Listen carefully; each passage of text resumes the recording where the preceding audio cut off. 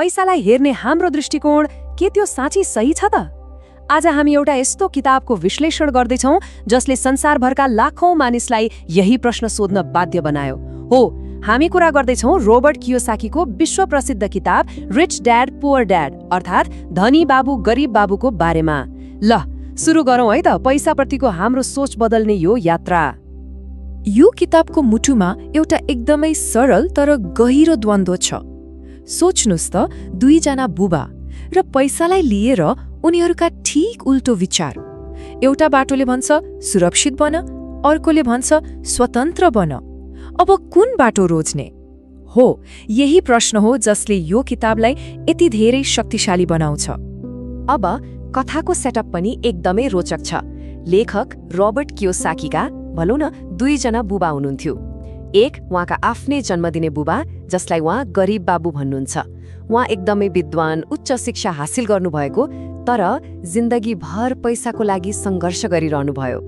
अनि अर्कोतिर हुनुहुन्थ्यो उहाँको सबैभन्दा मिल्ने साथीको बुबा जसलाई उहाँले धनी बाबु मान्नुभयो। उहाँले औपचारिक शिक्षा खासै लिनुभएको थिएन तर आर्थिक हिसाबले उहाँ अचम्मै लाग्ने गरी सफल हुनुहुन्थ्यो। वास्तवमा यो किताबको पुरै सार नै यही दुई बुबाको सोचाइको फरकमा लुकेको छ। उनीहरूले पैसालाई कसरी हेर्थे, कामलाई कसरी हेर्थे, समग्रमा जीवनलाई नै कसरी हेर्थे, त्यो बिल्कुलै फरक थियो। र यही सोचको भिन्नताले नै उनीहरूको आर्थिक भविष्य कता जान्छ भनेर तय गरिदियो। अब हेरौँ है त उनीहरूको सल्लाह कस्तो थियो। गरिब बाबुको सल्लाह, जुन सायद हामी धेरैले सुनेका छौँ। बाबु, राम्ररी पढ, राम्रो नम्बर ल्याऊ अनि एउटा सुरक्षित जागिर खाऊ, एकदमै सेफ बाटो। तर धनी बाबुको सल्लाह ठिक उल्टो। उहाँ भन्नुहुन्थ्यो पैसाको लागि काम गर्ने होइन, पैसालाई आफ्नो लागि काम गर्न लगाऊ। सोच्नुस् त कति ठुलो फरक। यही एउटा सोचले नै पुरै खेल बदलिदिन्छ। त्यसो भए प्रश्न उठ्छ, धनी बाबुले त्यस्तो के सिकाए त? के थिए त उनका सफलताका सूत्रहरू? ल अब हामी उहाँले सिकाएका 5वटा सबैभन्दा महत्त्वपूर्ण पाठहरूलाई एक एक गरेर केलाउँदै जानेछौँ। भनिन्छ नि यी पाठहरूले नै आर्थिक स्वतन्त्रताको ढोका खोल्न मद्दत गर्छन्। पहिलो र सबैभन्दा आधारभूत पाठ हो वित्तीय शिक्षा। एकछिन सोचौँ त, हाम्रो स्कुल कलेजले हामीलाई के सिकायो? राम्रो डाक्टर, इन्जिनियर, वकिल बन्न सिकायो होला। तर पैसा कसरी चलाउने, कसरी बढाउने, लगानी कसरी गर्ने भनेर सिकायो त? सिकाएन। धनी बाबुको भनाइ एकदमै स्पष्ट छ। यदि धनी बन्नु छ भने पैसाको बारेमा जान्नै पर्छ, यसको कुनै विकल्प छैन। ल अब अर्को पाठमा जानु अघि एउटा शब्दको अर्थ बुझ्न एकदमै जरुरी छ। सम्पत्ति अर्थात् एसेट। धनी बाबुको लागि सम्पत्तिको परिभाषा एकदमै सरल थियो। के हो त सम्पत्ति? जुनसुकै चीज जसले खल्तीमा पैसा ल्याएर हाल्दिन्छ त्यही हो सम्पत्ति। बस यति हो। यो सुन्दा जति सरल लाग्छ यो त्यति नै शक्तिशाली छ। आर्थिक स्वतन्त्रताको यात्रा यहीबाट सुरु हुन्छ। अनि हो, यही सरल परिभाषामाथि नै टिकेको छ दोस्रो पाठ, आफ्नो सम्पत्तिको महल बनाउने। धनी मानिसहरूको ध्यान जहिले पनि सम्पत्ति जोड्नमा हुन्छ। उनीहरू के किन्छन्? त्यस्तो घर किन्छन् जसले भाडा ल्याओस्, त्यस्तो शेयर किन्छन् जसले नाफा देओस्, वा यस्तो व्यवसाय बनाउँछन् जहाँ उनीहरू आफै नबसे पनि पैसा आइरहोस्।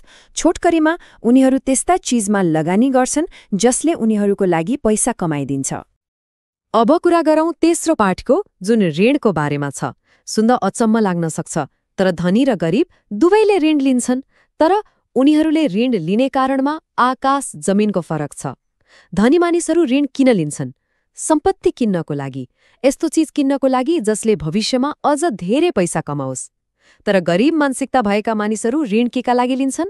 नयाँ फोन किन्न, महँगो गाडी चढ्न, यस्ता चीजहरू किन्न जसको मूल्य समयसँगै घट्दै जान्छ। मतलब एउटाले ऋणलाई धन बनाउने हतियार बनाउँछ, अर्कोले आफूलाई ऋणको पासोमा पार्छ। चौथो पाठले जीवनको लक्ष्यको कुरा गर्छ। गरिब बाबुको लक्ष्य के थियो? जागिरको सुरक्षा, महिना मरेपछि आउने पक्का तलब। तर धनी बाबुको लागि जागिर भनेको त एउटा सुन्दर पासो जस्तै थियो। उहाँको लक्ष्य थियो स्वतन्त्रता, जुन आफ्नै व्यवसाय खडा गरेर मात्र सम्भव थियो। एउटाले सुरक्षा खोज्यो, अर्कोले स्वतन्त्रता। र अब पाँचौं पाठ, यो मानसिकतासँग जोडिएको छ। हामीमध्ये धेरैजना पैसा गुम्छ कि भन्ने डरले लगानी गर्नै डराउँछौं, होइन त? तर धनी बाबुको मन्त्र थियो, डरलाई जित्नै पर्छ। तर कसरी? आँखा चिम्लेर हाम फालेर होइन, ज्ञानको आधारमा हिसाब किताब गरेर, सोचेर, बुझेर, जोखिम लिएर। र यो डर हटाउने सबैभन्दा ठूलो औषधि भनेकै वित्तीय शिक्षा हो। ल, हामीले यी 5 पाठ त हेर्यौं, तर प्रश्न उठ्छ, यी कुराहरू जान्नु किन यति धेरै महत्त्वपूर्ण छ त? किनभने यसले पैसालाई हेर्ने हाम्रो पुरानो चस्मा नै फेरिदिन्छ। यसले हामीलाई एउटा बिल्कुलै नयाँ, शक्तिशाली दृष्टिकोण दिन्छ। कुरा पैसा कमाउने मात्र होइन, कुरा त आर्थिक रूपमा सोच्न सक्ने बन्ने हो। त्यसो भए यो किताबको सन्देशले के फाइदा हुन्छ त? पहिलो कुरा, पैसा कमाउने बारे सोच्ने तरिका नै बदलिन्छ। दोस्रो, भविष्यमा कसैको भर पर्नु पर्दैन, आत्मनिर्भर बन्न सकिन्छ। र तेस्रो, अनि सायद सबैभन्दा महत्त्वपूर्ण, आफ्ना बालबच्चालाई पैसाको बारेमा त्यो ज्ञान दिन सकिन्छ जुन उनीहरूले स्कुलमा कहिल्यै पाउँदैनन्। अनि इमान्दारीपूर्वक भन्नुपर्दा, नेपाल जस्तो देशमा जहाँ वित्तीय साक्षरता अझै पनि त्यति फैलिएको छैन, यो किताबको महत्त्व झरै बढी छ। हामी कहाँ धेरैलाई पैसा कसरी चलाउने, कहाँ लगानी गर्ने भन्ने आधारभूत ज्ञान पनि हुँदैन। यस्तो अवस्थामा यो किताबले साँच्चै एउटा बाटो देखाउने काम गर्न सक्छ। अब यो सबै कुराकानीको निचोड के हो त? निचोड एकदमै सरल छ। आर्थिक स्वतन्त्रताको यात्रा ब्याङ्क ब्यालेन्सबाट होइन, हाम्रो दिमागबाट सुरु हुन्छ। खातामा कति पैसा छ त्यो महत्त्वपूर्ण होला, तर त्योभन्दा धेरै महत्त्वपूर्ण कुरा हो पैसाको बारेमा हाम्रो सोच कस्तो छ। त्यसैले यो किताबले दिन खोजेको अन्तिम र सबैभन्दा गहिरो सन्देश के हो भने, जीवनको लक्ष्य केवल पैसा कमाउनु मात्र हुनु हुँदैन। साँचो लक्ष्य त धनको असली अर्थ बुझ्नु हो। पैसालाई हाम्रो मालिक बन्न दिने होइन, बरु हामीले पैसालाई आफ्नो नियन्त्रणमा राख्न सिक्नु हो। र यही शक्तिशाली विचारको साथ आजको यो विश्लेषणलाई बीट मारौं।